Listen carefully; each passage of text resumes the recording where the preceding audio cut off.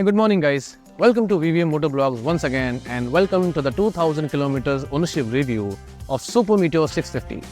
It's been 45 days that I'm riding this beast to my office on a daily basis, और पिछले 45 days में मुझे बहुत मज़ा आ रहा है और सक्सेसफुली मैंने 2000 किलोमीटर इससे कंप्लीट कर लिए हैं. So it's time for me to show you how this bike is performing for me, and buying this bike was a good decision or a bad decision. So let's get started with the video. As far as the comfort of Super Meteor 650 is concerned, this bike is very much comfortable thanks to its wide handlebar, thanks to its forward foot pegs, जिसके चलते 200-300 kilometres अगर one shot में करना है, so this becomes very much comfortable and convenient. And इसकी जो seat की cushioning है for the rider, ये बहुत ज़्यादा टॉप नॉच क्वालिटी की नज़र आती है. बैठने के बाद आपको you feel like you're sitting on a chair or sofa. But when it comes to pillion rider, ये बाइक पिलियन राइडर के कंफर्ट के मामले में थोड़ा सा मार खा जाती है, बिकॉज अगर आप इसकी सीट देखें तो इसकी सीट की कुशनिंग जो है वो बहुत कम है, and at the same time इसका सस्पेंशन ट्रैवल भी इतना ज़्यादा नहीं है, जिसके चलते छोटे छोटे जर्क्स भी आपको नज़र आते हैं. Otherwise if you ask me, this is a comfortable bike to go for. अगर इस बाइक की हैंडलिंग की बात की जाए तो I understand it is 241 kg bike, so it is quite heavy compare to other Royal Enfield bikes. तो city में आपको ट्रैफिक कंडीशंस में bumper to bumper, bonnet to bonnet थोड़ी सी तकलीफ हो सकती है due to its weight. But अगर आप इस बाइक के साथ रेगुलरली इसको राइड कर रहे हो तो आपको इतनी ज़्यादा दिक्कत आएगी नहीं. Otherwise when it comes to highway पे handling is not that a big problem. ये बाइक बहुत रिफाइंड एंड बहुत परफेक्टली परफॉर्म करती है as far as the highway is concern. और अगर इसकी ब्रेकिंग की बात की जाए तो ऑब्वियसली ब्रेकिंग भी पहले से बहुत ज़्यादा बेटर हो गई है. इसमें ऑब्वियसली डुअल चैनल एबीएस तो है ही, बट इसके साथ साथ दोनों डिस्क की साइज़ भी इन लोगों ने बड़ी कर दी है. आगे की जो डिस्क की साइज़ है दैट इज़ 320 mm और rear disc is 300 mm, that too with dual calliper. तो braking I feel it is top notch quality. अगर आप 100 से ज़्यादा की स्पीड पे भी अगर जा रहे हैं और आपको इंस्टेंट ब्रेकिंग करनी है तो आई डोंट थिंक सो इसमें ज़्यादा कुछ प्रॉब्लम आएगी, thanks to its dual channel ABS and thanks to its weight. इतनी हैवी होने की वजह से ये बाइक ब्रेकिंग के टाइम पे बिल्कुल भी वोबल नहीं करती है. तो मेरे हिसाब से ये ब्रेकिंग बहुत ज़्यादा बेटर है and you should definitely think upon it.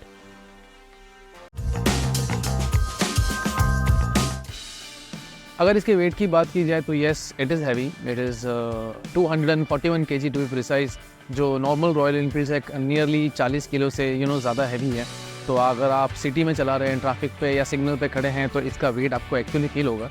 लेकिन जब ये बाइक चल रही होती है, स्पेशली हाईवे पे परफॉर्म कर रही होती है, तो इसका वेट आपको फील नहीं होता. बट यस, अगर आपको मेन स्टैंड से नीचे उतारना है या पार्किंग में से एक जगह से दूसरी जगह पे वॉक करना है तो यस, ये गाड़ी काफ़ी हैवी है. बट आपको थोड़ा सा यूज टू होना पड़ेगा. If you are fond of heavy bikes, if you are fond of huge bikes, तो डेफिनेटली ये बाइक आपको पसंद आएगी. बट एक वेट ऐसी चीज़ है जिसको आपको डेफिनेटली कंसिडर करना चाहिए बिफोर बाइंग दिस मशीन.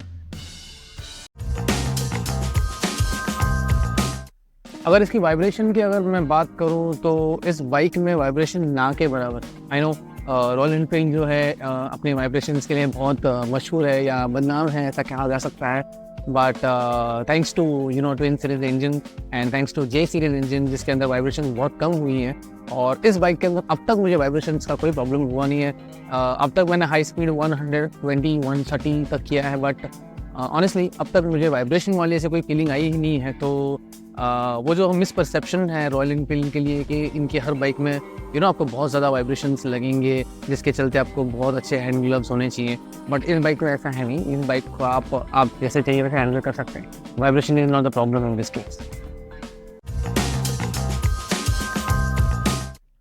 इस बाइक के परफॉर्मेंस के बारे में जितना कहा जाए उतना कम है. 52 न्यूटन मीटर का टॉर्क, 47 PS की पावर और 6 स्पीड गियर बॉक्स इस बाइक को हाईवे पे बहुत एक्सेलेंट बाइक बना देती है. इस बाइक को मैंने Harley Davidson and super bikes के ग्रुप के साथ में ही परफॉर्म किया है for 250-300 kilometres in one shot. And let me tell you guys, ये बाइक कहीं से भी हार्ली डेविडसन या उसकी जैसे किसी भी ब्रांड की बाइक के सामने कम नहीं पड़ती. इसका पिकअप बहुत एक्सेलेंट है.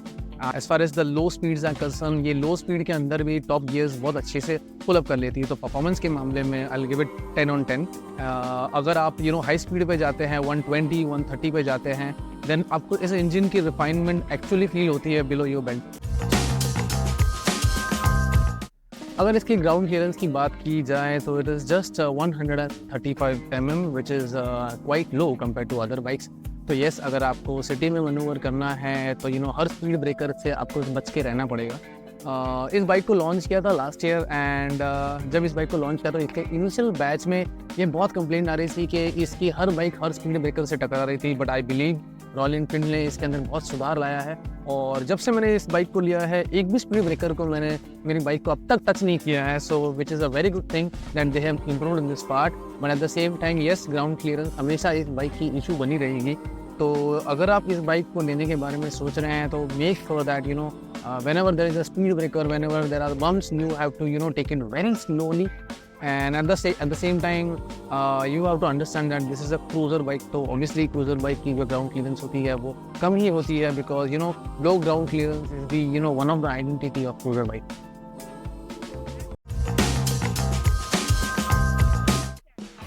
और ये सबसे इम्पॉर्टेंट टॉपिक है for any two wheeler, for any bike, which is none other than mileage. तो अगर इसकी माइलेज की बात की जाए तो सिटी के अंदर इसकी mileage definitely considering its weight and it's 650 CC engine, आपको माइलेज काफ़ी लिमिटेड मिलेगी। जैसे अब तक मुझे ये बाइक जो है 21 से लेकर 23 तक माइलेज देती आई है सिटी के अंदर, और मैंने जब इसको हाईवे पे टूर किया है तो मुझे 26-27 किलोमीटर्स की माइलेज मिली है पर लीटर, तो which is quite nominal and normal, जिसे मैं बहुत अच्छा तो नहीं कह सकता, but considering its power I guess this is quite normal. मैंने इसे एक बार हाईवे पे नॉन स्टॉप राइड किया था, that was in 6th gear non stop for nearly 300 kilometres. So I remember that point of time मुझे जो mileage मिली थी that was nearly 28-29। So definitely अगर आपको अच्छा हाईवे मिल जाए जहाँ पे आप टॉप गियर पर नॉन स्टॉप चला सकें, 80 और 100 की स्पीड से क्रूज़ कर सकें, तो डेफिनेटली आपको इसी माइलेज बहुत बेहतरीन देखने के लिए मिलेगी।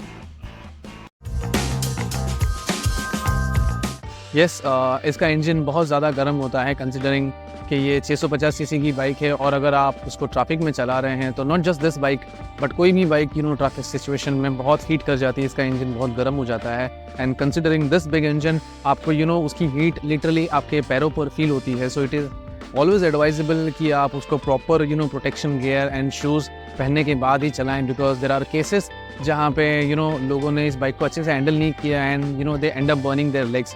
सो येस, ये इंजन गर्म तो होता है, पर एट द सेम टाइम अगर आप इसकी फर्स्ट सर्विसिंग करा लो, एक बार ऑयल चेंज और फिल्टर चेंज करवा लो, उसके बाद में हीटिंग ऑब्वियसली काफ़ी हद तक कंट्रोल में आ जाए।